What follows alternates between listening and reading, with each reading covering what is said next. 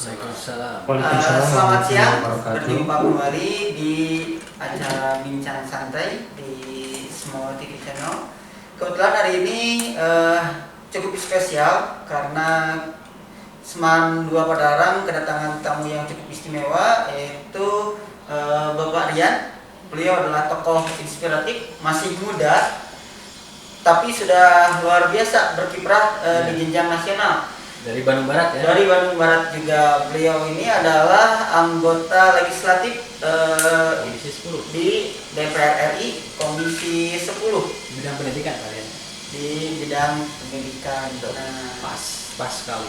ya, kebetulan hari ini berkunjung di Seman 2 Padalarang. Akan sedikit lebih jauh kita akan berbincang mengenai kondisi mungkin pembelajaran saat ini, pembelajaran jarak jauh, juga nanti akan kita terhubung juga secara virtual dengan teman-teman alumni yang dari SMA terbuka sebagian untuk bercerita pengalamannya terkait pelaksanaan pembelajaran jarak jauh yang sudah dilaksanakan di Seman 2 Padalarang dalam beberapa tahun terakhir. Jadi kita akan berbincang dan mudah-mudahan hal ini jadi bahan positif juga. Nanti Pak Rian punya bekal yang bisa diajukan di legislatif mengenai konsep PJJ yang seperti apa. Seperti itu mungkin ya Pak. Maka sebelum lebih jauh kita kenalan dulu dengan Pak Rian.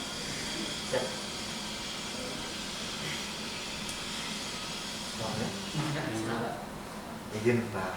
Bismillahirrahmanirrahim. Assalamualaikum warahmatullahi wabarakatuh. Waalaikumsalam warahmatullahi wabarakatuh.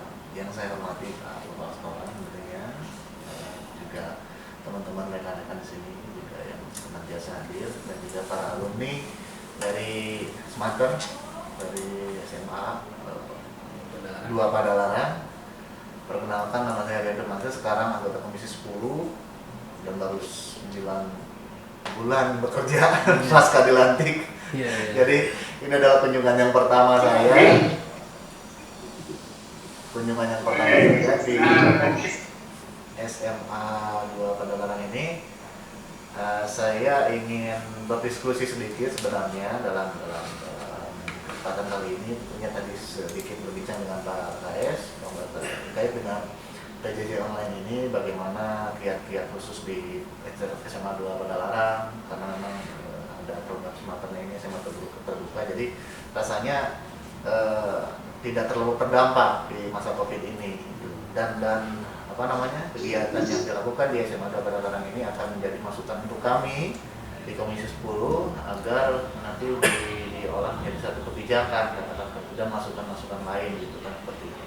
Selain daripada itu juga tadi kita berbincang dengan Pak KS bahwa terkait dengan ekonomi kreatif, entrepreneurship dan lain-lain. Itu juga membuat saya amazed sebenarnya, saya terkagum. Saya alumni SMA 1 Lembang Pak. Jadi sangat luar biasa rupanya kemajuan zaman, terus juga kemajuan teknologi dan juga kemajuan arah berpikir yang dinakodai oleh Pak KS tentunya di SMA 2 Padalarang ini. Dan saya sangat senang untuk berdiskusi pada kesempatan kali ini.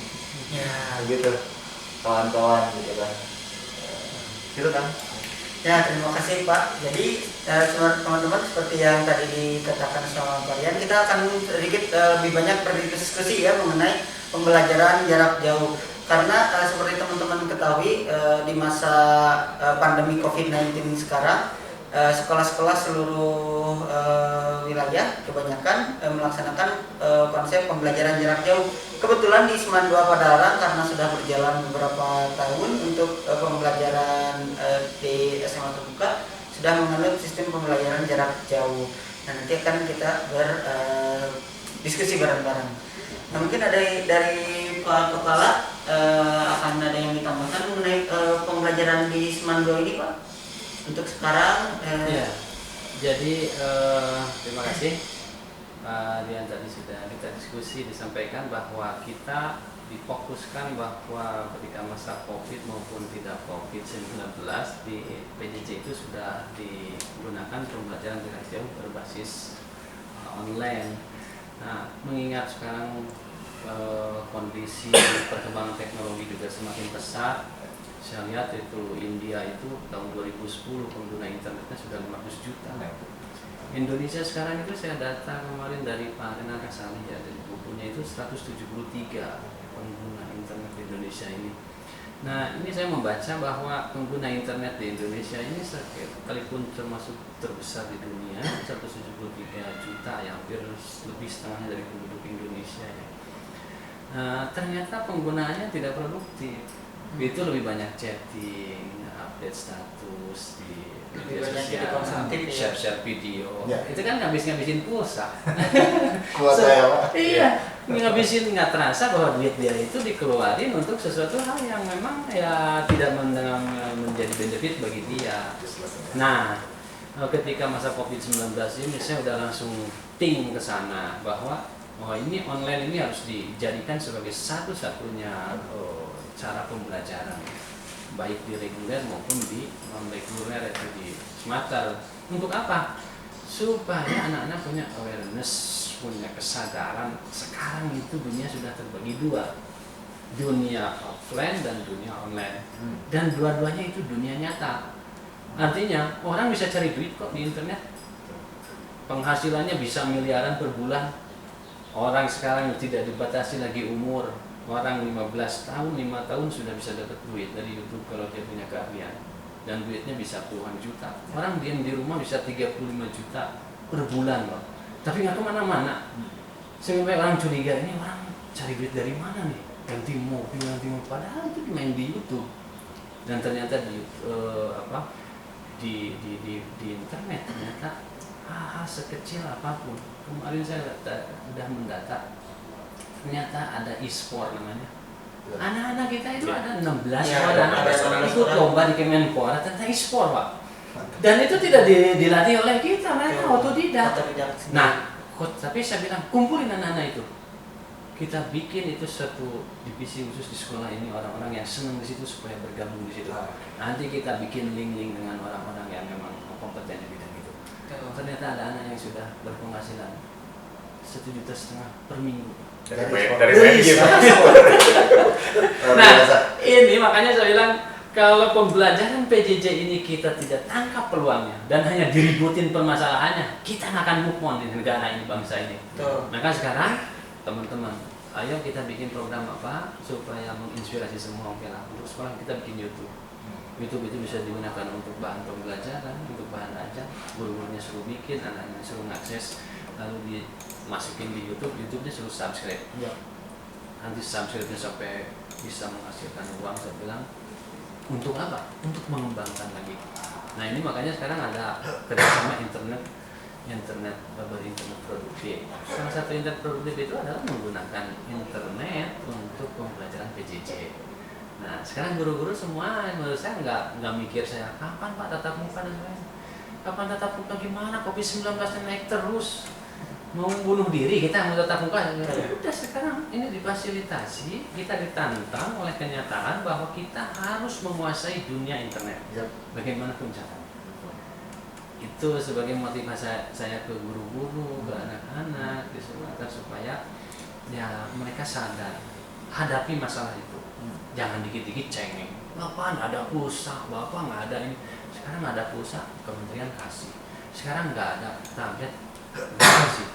Yang penting sekarang dimanapun hidup, bagaimanapun kondisinya, adalah kreativitas. Nah, ini saya mencoba di dunia pendidikan untuk membangun mentalitas yang seperti itu. Jadi alhamdulillah sih di SMA 2 ini guru-guru, anak-anak yang sudah punya kebiasaan untuk online, ya saya tidak terlalu sulit ya. Tapi kuncinya di sekolah manapun Pak, di sekolah manapun, mau di SMA 2, mau di pinggir, mau di perbatasan, semua kuncinya adalah hadapi kesulitan ini dengan penuh optimisme dan jadikan peluang. Kuncinya itu. Kuncinya itu teman-teman, dari kepala sekolah kita, hadapi tantangan dan jangan pernah menyerah ya. Jadi apapun kesulitan teman-teman, selalu ada jalan. Dan di samping saya juga nih telah hadir Pak Aib, beliau adalah koordinator dari program pembelajaran jarak jauh SMA Terbuka 92 Padalarang. Mungkin Bapak mau sedikit share pengalaman? Oke, ya mungkin saya hanya menambahkan sedikit saya dengan apa yang sudah disampaikan oleh Pak Kepala. Ya mungkin terkait dengan esensi yang tadi Pak Rian maksudkan, bagaimana kegiatan PJJ yang dilaksanakan di SMA 2 ya sebenarnya karena tadi sudah disampaikan di SMA 2 memang secara pelaksanaan itu tidak begitu kebingungan, tidak begitu kaget karena memang kita sudah melaksanakan program PJJ sudah dari 2014 gitu. Cuma mungkin kalau saya mendengar dari sekolah-sekolah lain yang selama ini kadang-kadang memperbincangkan masalah kendala dan lain sebagainya itu salah satu juga dari keterbatasan gurunya juga terkait dengan pembuatan konten. Itu intinya kadang mereka juga ketika ngobrol ya gimana cara membuat kontennya, makanya kemarin rame-rame kan yang diterima oleh anak itu tugas semakin tertumpuk memindahkan kelas ke rumah. Nah kalau di kita tidak, jadi ada pengisian kontennya kita sudah siasati karena mungkin kita berbicara dari pengalaman ya. Nah kemarin kalau saya lihat dari SMA lain ya permasalahannya di situ bukan ke siswa dulu ya, di internal juga begitu. Bagaimana itu online-nya, makanya tadi saat pembelajaran yang dilaksanakan secara jaga itu minimal dilakukan melalui WA. Sementara di kita kan sudah punya platform sendiri ya, delivery materi, delivery konten itu sudah ada. Makanya ketika ada masa COVID ini ya tinggal begitu jalan aja isinya.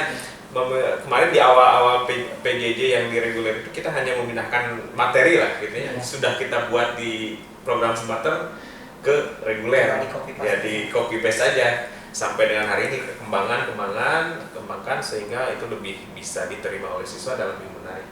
Ya alhamdulillah sih dari 1.800 dan 1.200 yang reguler itu yang memang sebetulnya dari awal tidak terlalu terbiasa dengan PJJ bisa langsung beradaptasi. Paling mungkin hanya 10% atau kurang dari segitu yang memang itu terkendala di siswanya dari sisi sarpras, tapi kita sudah siasati, kita pinjami gawai dan alhamdulillah sampai pulsa pun kita support. Ya sampai hari ini alhamdulillah bisa berjalan dan kita hampir 100% bisa berjalan, anak-anak bisa mengikuti. Seperti itu mungkin tambahannya Pak. Ya terima kasih. Nah seperti itu ya teman-teman, jadi karena kita sudah terbiasa dan ada platformnya yang reguler yang asalnya tetap muka, diharuskan PJJ tinggal hanya memindahkan materinya saja untuk ke aplikasi yang online. Nah mungkin dari teman-teman yang sudah terhubung secara online ya, bersama kita beberapa alumni dan juga perwakilan dari siswa reguler yang akan berbagi kisah dan pengalamannya selama PJJ. Dipersilahkan mungkin untuk mengangkat tangannya. Dan silakan mungkin dari yang sudah siap, Charles, ada Chelsea Eliana Putri, itu perwakilan siswa reguler yang biasanya tatap muka sekarang menjadi PJJ. Bisa berbagi pengalamannya mungkin Chelsea? Gimana Pak? Pengalaman dari biasanya kan ketemu gitu tatap muka langsung sama guru. Kalau banyak gitu kan guru yang ngajarnya enak, langsung ngerti. Itu kan kalau misalnya tatap muka langsung ya gitu langsung ngerti. Cuman karena sekarang BDR kadang yang gak semua guru gitu langsung ngejelasin, kadang cuman ngasih materinya aja, jadi kayak kurang aja gitu Pak, nggak kayak biasanya kalau tatap muka langsung gitu datang ke sekolah. Tetap ada yang kurangnya ya. Iya. Ya pasti kurang, nggak ada Pasti tatap ya, muka. karena tidak ada tatap muka. Jadi tidak langsung bertanya itu tidak langsung direct kayak kalau kita bertanya langsung ada jawabannya. Mungkin seperti itu ya Chelsea ya.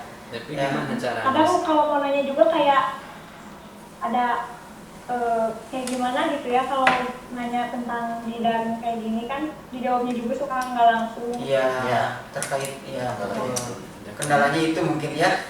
Oke, terima kasih Chelsea. Nggak ada sinyal Bapak kalau misalkan ada Zoom.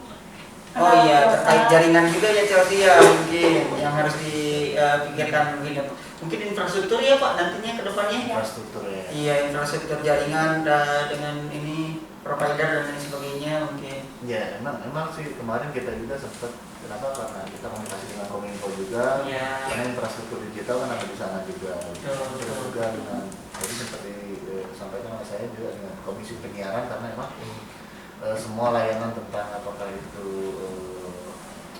layanan-layanan wilayah jangkauan lah, wilayah jangkauan sinyal dan lain-lain, katakan seperti itu, atau di luar daripada provider itu kan ada di KPI sebagai kewenangannya pasca daripada produksi gitu kan. Dan yang punya peta juga ada di sana gitu kan. Makanya kita komunikasi di Komisi 10 dengan para pemangku kepentingan tersebut, lembaga tersebut agar komprehensif pemetaannya. Siap. Memang ada blank spot, ada beberapa yang blank spot, Betul. ada yang kurang, ada daerah yang blank spot sama sekali nggak ada sinyal gitu kan. Ya, kayak film yang dulu pernah ini susah sinyal. Susah sinyal ya gitu. Iya betul. Tuh. Gitu lah. Makanya memang ini input yang sangat luar biasa positif agar memang nanti kita masukkan atau kita suarakan atau membicarakan di rapat-rapat dengan kementerian. Mungkin bisa di satu titik di daerah misalkan kantor RW ataupun kantor desa yang bebas jaringan pembelajaran, jadi siswa bisa mengakses wifi atau apa Betul. gitu. Betul. Atau jaringan wifi on mobile seperti itu mungkin ya Pak. Mungkin kalau dengan Pak Aryan ini ada satu ide ya, bahwa untuk membangun komunikasi dengan masyarakat itu sekarang mungkin dengan Bapak menyediakan infrastruktur internet di suatu tertentu sehingga Bapak bisa langsung komunikasi dengan kapan saja kan. Kapan saja, betul. Saya dengar di India itu dulu ya sebelum ada internet yang kampanyenya pakai televisi Pak. Sejuta televisi disebar. Cerdas juga, karena apa? Ketika televisi itu disetel, dia pasti orang ingat pada orang yang satu itu. Yang kedua dia di televisi itu kan langsung bisa. itu inisiasi yang bagus. Iya kalau Bapak kan, wah ini di Blengshot gimana? Pasangin aja di sini. Udah langsung Bapak bisa komunikasi dengan RT, dengan RW, dengan desa setiap saat. Gitu. Oh ini ide strategi kampanye. Menurut saya. Bisa dikemas ya, Bisa dikemas. bukan kampanye tapi mungkin materi pendidikan atau Betul. Ya itu sebetulnya konsep dari SMA terbuka Pak. Kita namanya TKB kalau kita. TKB ya. TKB itu Tempat tempat kumpulnya anak-anak gitu ya. Jadi kan kita ada satu TKB, di satu TKB itu beberapa siswa. Jadi kalau ada saya dulu ada tatap muka gitu, ketemu beberapa seminggu 2 kali kalau kita itu. Si anak-anak ngumpul di tempat itu. Dan kita setiap bulan melakukan pikon Pak di situ. Jadi guru tidak harus ke sana. Kita di sini pikon anak-anak ngumpul di situ di tempat itu. Kemudian ada lagi mungkin dari alumni sedang bergabung di tengah-tengah kita Agung. Agung ini entrepreneur Pak, alumni kita. Beliau pengusaha yang cukup sukses, pembuat aplikasi software. Jadi menyalurkan beberapa softwarenya ke beberapa perusahaan dan juga pihak juga sudah bergabung ya. Nah beliau pengusaha juga Pak, usaha makanan. Sudah buka beberapa franchise juga. UMKM. Di kalau produknya bentuknya batagor, cuma sudah buka beberapa kios dan juga ininya perusahaannya sudah lumayan besar. Yang bekerjanya juga sudah lumayan. Agung pihak bisa bergabung. Halo Agung pihak. Ya Pak. Silakan mungkin dari Agung duluan ya. Silakan Agung untuk berbagi kisahnya mulai dari dulu gimana nih waktu belajar di SMA 2 Padalarang, kemudian sekarang kegiatannya seperti apa?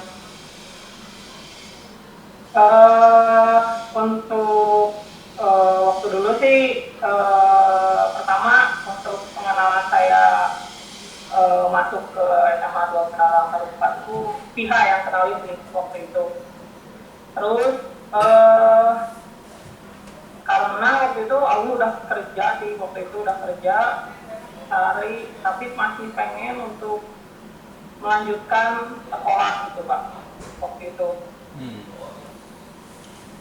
Ya, terus untuk kegiatan hari untuk sekarang sih masih fokus di perusahaan yang pertama yang IT, terus yang kedua konveksi sih Pak. Jadi pemasaran online sih Pak. Jadi lebih ke toko-toko online itu.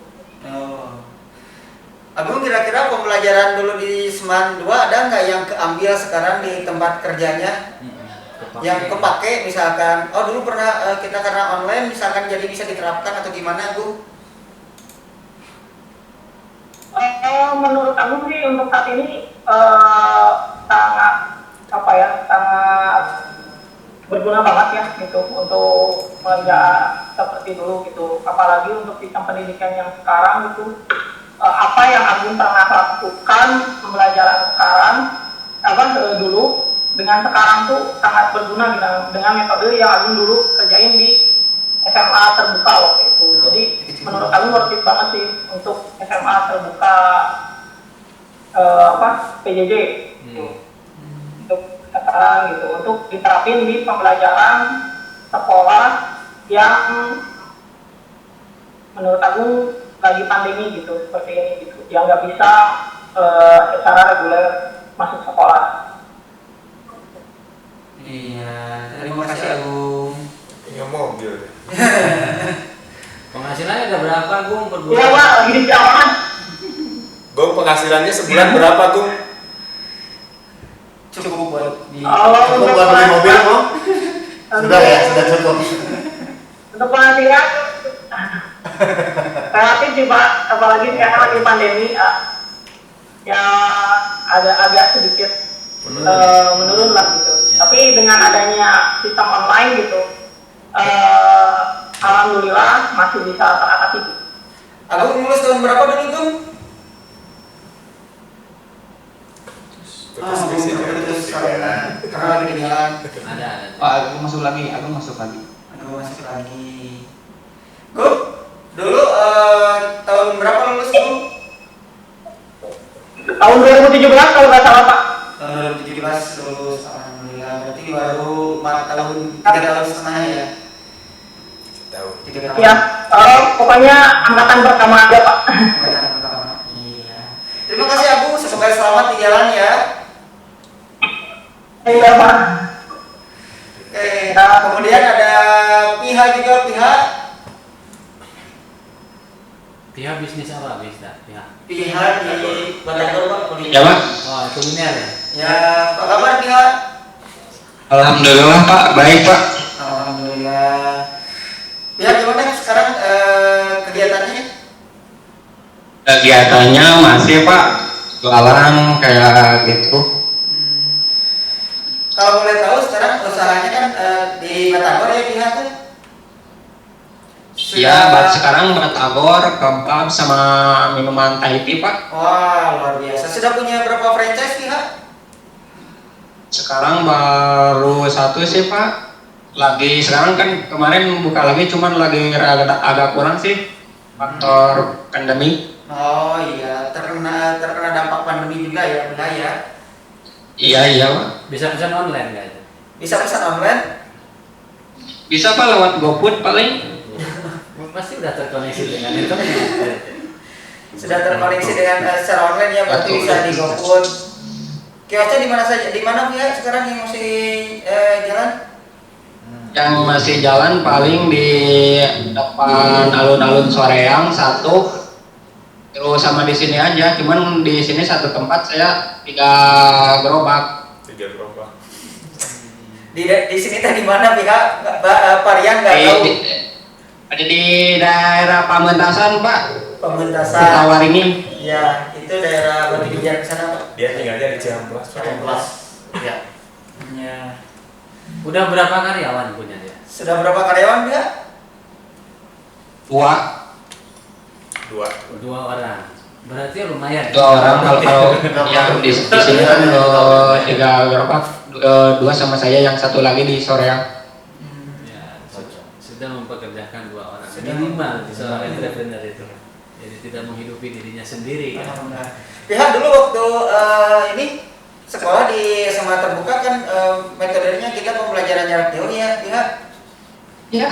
Bisa diceritain nggak dulu belajarnya seperti apa waktu di SMA terbuka itu? Waktu di SMA terbuka belajarnya lewat online sih, Pak. Jadi waktu belajar kalau saya mah sambil jualan gitu. Oh. Keren. Jadi waktu masih Belajarnya sekolah pun sudah aktif dalam usaha ya, dalam jualan. Tidak mengganggu usahanya ya. ya, Pak. Jadi waktu dulu sekolah, kegiatan sekolah dan usaha berjalan berdampingan ya, tidak saling mengganggu. Tidak, Pak, malahan justru lebih lebih semangat. Ya nggak ngeganggu kejualan sih. Soalnya kan belajarnya juga kan online lewat tablet, lewat HP juga.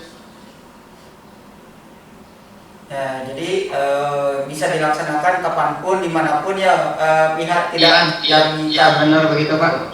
Nah itu jadi fleksibilitasnya yang kita ini ya dari pembelajaran jarak jauh itu bisa dilakukan kapanpun, dimanapun. Nah, jadi sebetulnya dengan online ini kuncinya juga kita menyampaikan kepada anak-anak kalian itu kemandirian. Ya.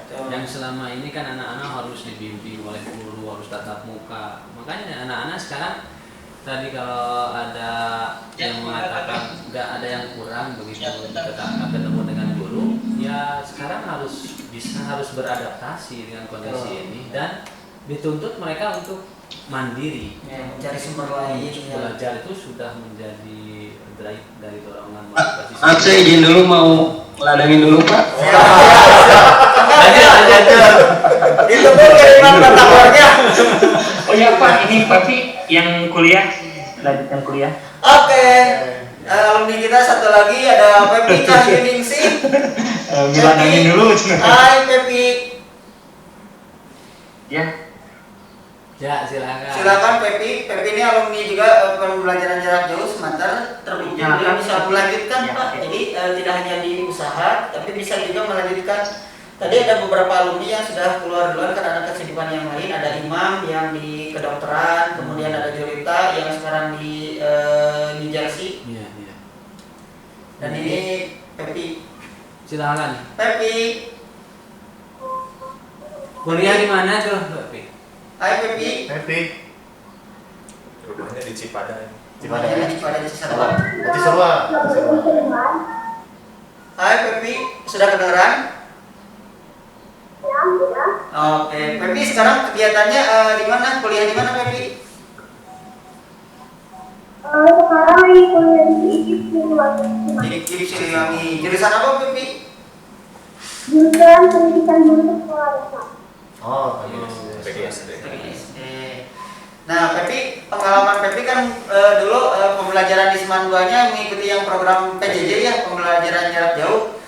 Kira-kira dengan sekarang Pepi melanjutkan ada kendala tidak? Mungkin kendalanya masih sama. Cuman apa ya? Harus bersinyal sama kuliah kalau misalnya dalam pembelajaran sih.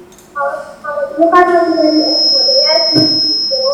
Jadi gurunya menjelaskan dalam video. Kalau sekarang udah sampai ada Zoom, jadi kita bisa ini visual, jadi Oke. Ya, jadi walaupun dulunya di Sumatera, sekarang melanjutkan sama teman-teman yang asalnya dari sekolah reguler sama saja mungkin ya, tidak ada bedanya untuk pembelajaran. ya sama saja. Ya, jadi tidak jadi yang paling minder karena merasa berbeda, tapi sama saja gitu kan? Iya. Ya, Ya, jadi kita iya. Oh, ijazahnya SMA Negeri 2 Padalarang. Iya, karena beda-beda kan. Makanya nama baik SMA Negeri 2 Padalarang harus ditampilkan. Iya, seperti itu. Sekarang kuliahnya online ya, online kuliahnya. Iya. Jadi udah biasa online kan? Iya. Kalau dengan PJJ nggak aneh. Oke. Terima kasih Pepi sudah bergabung. Ya. Dia benar. Nah seperti itu Pak. Jadi pembelajaran jarak jauh di Seman 2 Padalarang karena sudah berjalan beberapa periode dari mulai 2014 ya Pak. 2014 sampai sekarang. Jadi tadi alumni yang ternyata yang usaha tidak menghalangi usahanya, kemudian yang melanjutkan kuliah pun sudah terbiasa dan memang merasa pede karena sebetulnya sama saja dengan yang lain, tidak ada perbedaan dari segi keilmuan dan lain sebagainya. Terbukti beberapa alumni kita diterima di bukan hanya sekolah yang ini seperti yang Pepi ini di PGSD, kemudian tadi Imam di kedokteran, kemudian Joleta manajemen bisnis di New Jersey University. Ternyata tidak ada perbedaan kalau anaknya asal mau. Jadi sebenarnya PJJ pun ya Pak, sama saja dengan tatap muka asalkan kesiapan dari anak dan juga semangatnya baik seperti itu mungkin ya. Komitmen dari guru dan sekolah juga itu misalnya. Iya. Dan membuka wawasan anak-anak bahwa sekarang itu dunia online itu sudah bukan lagi dianggap dunia maya yang abstrak, itu harus dianggap real. Karena ya itu semua permasalahan itu bahkan bisa dicari di internet. Dan luar biasa hal kecil apapun di internet itu bisa menjadi produktif kan ya. Dan ini harus banyak diperkenalkan terus ke anak-anak. Makanya kita ada namanya morning motivation itu setiap hari itu Morning motivation itu acara setiap hari itu untuk memberikan informasi inspirasi apa saja. Makanya saya akan mengundang ya mungkin dari tokoh politik, dari varian, kemudian dari entrepreneurnya, bahkan dari birokratnya. Kita akan supaya membangun komunikasi. Nah, kuncinya sekarang itu adalah bagaimana komunikasi itu supaya tidak miss. Makanya jangan sampai teknologi ada, tapi komunikasinya semakin sulit. Gitu. Nah, harusnya dengan adanya teknologi itu komunikasi bisa semakin cepat. Kalau ada permasalahan cepat tertangani karena komunikasi bisa dibangun cepat. Nah, tapi masyarakat kita sekarang menjadi kontraproduktif.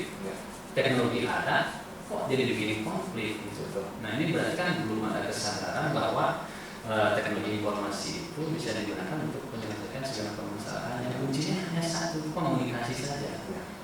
Nah, jadi ini yang akan terus kita dorong di SMA Negeri 2 pada hari ini pada masa COVID-19 ini bukan menjadi satu hal yang harus ditangisi atau disesali. Justru kita menangkap ada satu momen peluang yang ini saatnya kita harus mulai memahami bahwa dunia teknologi itu harus menjadi seperti dunia sehari-hari kita. Mulai dengan cara pembelajaran ini gitu.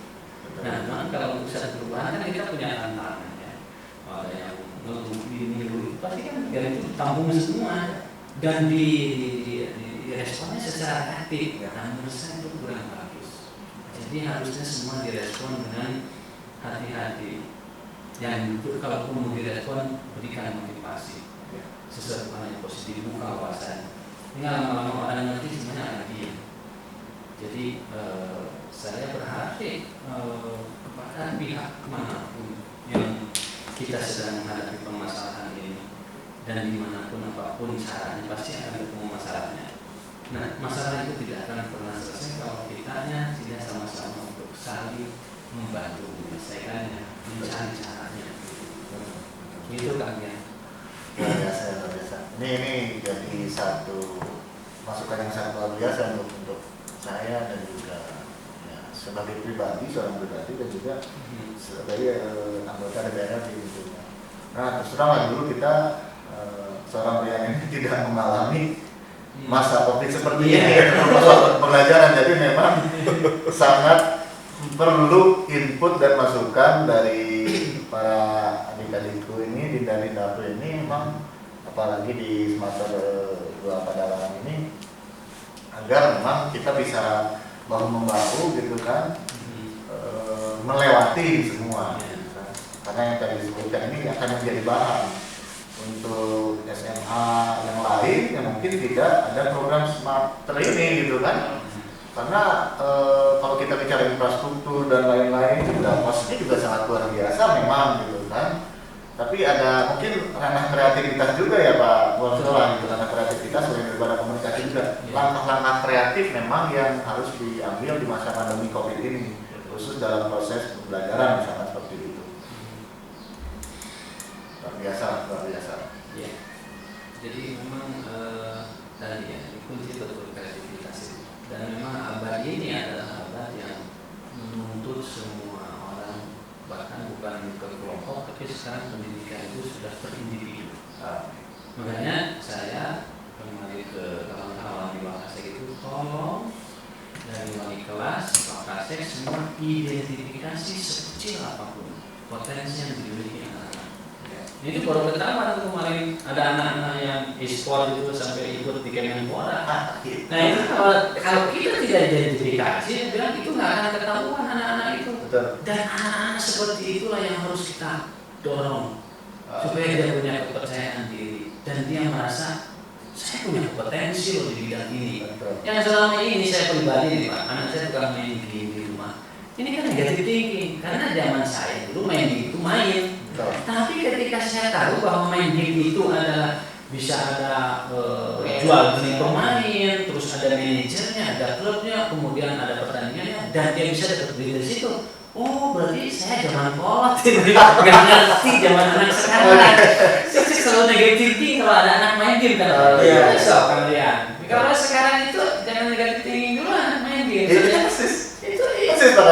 Saya itu anak pertama saya adalah sekarang baru masuk kelas 1 kita dipencang ya gitu kan. Tiap hari itu lampunya seperti ini, kalau dulu kan bangun tidur, baru mandi, sekarang bangun tidur, kok main tablet. Sudah lupa, sebelum makan kok main tablet lagi gitu kan. Ya memang awalnya kita berprasangka lah karena seperti ke anak gitu. Tapi pada akhirnya pas melihat, kita ya harusnya masuk dalam dunianya ya, maksudnya memahami dunianya pada akhirnya seperti itu. Ini luar biasa, saya juga baru nemuin loh gitu, maksudnya bahwa e-sport ini kan perputarannya sudah sangat luar biasa, industrinya global gitu kan. Tapi wadahnya justru yang kita tertinggal gitu. Ini isinya udah ada, wadahnya belum. Ya itu dia gitu kan. Jadi kita bahu membahu lah Pak Kepala Sekolah dengan berbagai stakeholder dan pemangku kepentingan gitu. Terima kasih yang pertama. Dan kadang saya ada di sini diberikan banyak ilmu oleh Pak Kepala Sekolah, juga rekan-rekan di sini sangat luar biasa. Sekarang di mana-mana sudah podcast. Iya. 5, 4, 3, 2, 1, close the door. Orang bisa udah podcast. Sekolah nggak ada. Sekolah ngajarin apa? Makanya cepet saya bilang itu, sesuaikan kondisi zaman. Betul. Harus fasilitasi anak-anak di sekolah. Akhirnya nanti kalau misalkan kita berbicara ini BJJ katakanlah online sudah permanen, kayaknya ruangan-ruangan seperti harus ada. Wajib. Termasuk kita besok Pak Aryan tadi sudah saya konfirmasi, kita diminta paparan untuk sekolah yang di Seman 3 Siang Pekanbaru. Kita share ilmu tentang PJJ dan luar biasa ini bentuk kolaborasi seperti ini yang memang diperlukan saat ini. Kita nggak bisa menunggu atau bertanya-tanya kapan COVID ini berakhir. Jadi waktu itu habis kita mikirin seperti itu. Biarkan saja COVID tangani dengan baik, kemudian protokol kesehatan laksanakan, jaga kesehatan laksanakan. Tapi kita enjoy aja dengan belajar dengan kondisi yang ada. Harus bagaimana? Betul. Cocok itu. Jadi sekarang saya sendiri Pak, kalian mengalami ketika COVID-19, saya lihat ya ada orang menangis Pak karena di PHK. Mau itu. Lalu saya pikir, mungkin ada orang itu menangis karena kita ini terlambat shifting. Orang sudah berbisnis online, sudah miliaran, kita masih bermain offline. Sehingga ketika menghadapi permasalahan kita banyak yang kelabakan. Akhirnya saya coba belajar ternyata luar biasa. Banyak sekali peluang bisnis cari uang itu di internet. Cuma yang masalahnya kompetensinya punya enggak kita. Jadi itu kompetensi itu bisa dijual di internet itu. Misalnya contoh, anak bisa bikin desain grafis, bikin player aja Pak. Bikin player untuk infografis itu. Hanya sebatas itu. Atau dia bisa mengedit ada foto lalu dicopot backgroundnya. Jadi tinggal fotonya doang. Kalau foto saya misalkan ada backgroundnya, ini saya ingin foto asli saya diambil, backgroundnya dibuang. Itu hanya anak bisa itu dibayar $2. Kalau ya saya lihat ada satu akun yang didatangi sampai 2.000 order kali $2. Jadi sudah penghasilannya ada yang per bulan 35 juta. Begitu doang. Nah, sekarang saya tanya di sekolah itu diajarin nggak? Harus ada, saya bilang. Makanya saya cari kemarin itu cari orang seni yang punya desain grafis yang bisa di internet. Ada oke, nah gini. Anda hanya cukup ngajarin bikin kayak begitu aja supaya dia bisa jual pekerjaan itu di internet gitu. Masuk ke fiverr.com dan fiverr.com itu global. Sekarang kalau misalkan ada arsitek jago gambar dan sebagainya, masuk ke fiverr.com. Kemarin saya ada ponakan, kamu sekarang sepi ya, sepi. Coba masuk fiverr.com. Kamu kan udah jago gambar, hasil karya kamu present di situ. Langsung datang order $20.000 dari Meksiko. Wah hebat. kamu nggak usah kemana-mana. Jadi teknologi semakin mempersempit Ya, jarak. jauh itu beneran. Cuman ini keberanian orang-orang kita yang show up di dunia maya itu satu. Kemudian kompetensi bahasa Inggris penting sekali. Di Cina, di Vietnam itu dalam satu pabrik komunikasi orang asli orang Vietnam itu udah komunikasi bahasa Inggris. Cina apalagi sampai negara ngadain khusus bahasa Inggris di lapangan stadion sepak bola diisi 20.000 sampai 30.000 orang khusus bahasa Inggris. Saking pentingnya bahasa Inggris. Kenapa? Karena 83% transfer data di internet itu bahasa Inggris. Yang disimpan di server juga 80% bahasa Inggris. Jadi kalau kita mau mengakses informasi, ada ide-ide baru itu, kompetisi bahasa Inggris penting dimiliki. Makanya kemarin, Pak, kayaknya kita perlu ada program TOEFL di sekolah kita ini. Anak-anak kelas 12 itu, kelas 10, kelas 12 harus dikecek belajar bahasa Inggris. Mau conversation kan, mau TOEFL, pokoknya kita harus ngarahin anak-anak itu bisa bahasa Inggris. Itu kuncinya, karena di fiverr.com yang global-global itu komunikasinya bahasa Inggris, presentnya bahasa Inggris. Nah ini mungkin tuntutan global ini, dan dunia pendidikan mungkin kadang-kadang kita kalau nggak yang mengikutinya busur-busur Pak tertinggal. Orang udah step 2-3 langkah ke sana, kita masih di sini. Nah makanya ini dengan cara seperti ini saya sebetulnya hanya men-trigger aja ketika guru-guru diajak di YouTube. Belajarlah dari podcast yang lain, dari orang-orang. Sekarang kan saya lihat pada Landiskan juga yang punya Jawa Pos itu bikin podcast sendiri namanya This Way. Nah, dia harus shifting, harus berubah, karena kalau nunggu diundang nggak mungkin. Artis-artis juga kalau diundang nggak mungkin. Sekarang dia harus punya ide kreatif sendiri. Jadi siapapun sekarang bisa jadi artis, siapapun bisa banyak duit. Orang banyak duit nggak perlu orang Amerika, nggak perlu ada di negara kaya, di negara miskin orang bisa banyak duit asal punya kreativitas. Kuncinya hanya akses internet saja ini. Dan hal-hal yang sederhana ini sebetulnya bisa dibuktikan. Kuncinya adalah the courage to create. Berani nggak orang bikin sesuatu? Kalau kita ada ide segudang tapi nggak berani action, nggak akan, Pak. Nggak akan ada satu hal yang dihargai orang. Karena yang dihargai orang itu kan secerdas-cerdasnya orang ada hasil karyanya. Ada nggak hasil karyanya? Ada. Ini nanti orang melihatnya dia, oh ini bagus. Bagusnya itu kan karyanya, bukan orang ini. Orangnya biasa-biasa aja. Nah, sebagai orang-orang cerdas bagaimanapun juga punya hasil karya itu, tidak akan bisa dihargai secara tangible oleh masyarakat dan diapresiasi ya. Ya teman-teman, seru sekali perbincangan kita hari ini bersama Pak Ian dari DPR RI Komisi 10 ya Pak? Komisi 10. Dan alhamdulillah nih kita. Alhamdulillah. Jarang-jarang bisa didatengin loh. Iya. Dan putra daerah juga ya. Putra daerah. Putra daerah kita. Didoain lah Pak Rian, semoga sehat, Semoga bisa terpilih lagi. Amin. Terus banyak menyebarkan energi positif kepada masyarakat, dan semoga Pak Rian mencintai masyarakatnya dan betul-betul Jawa Barat ini dibawa lompat Pak. Jawa Barat ya. Bandung Barat Jawa bawa lompat dah. Ya, siap. Terima kasih atas. Siap bantu Pak, misalnya untuk pendidikan khususnya. Betul. Saya concern juga. Apalagi terkait dengan penguatan pendidikan karakter Pak. Betul. Itu juga luar biasa sangat penting. Kita kolaborasi dan kedepan seperti apa. Terima kasih semuanya. Terima kasih. Ketemu lagi di bincang santai kita pada kesempatan lain.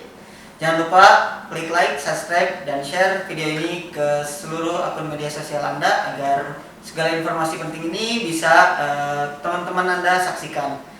Jangan lupa pantengin terus Semawa TV Channel. Terima kasih. Saya Andi Sopandi, host kita kali ini. Undur diri. Assalamualaikum warahmatullahi wabarakatuh. Waalaikumsalam.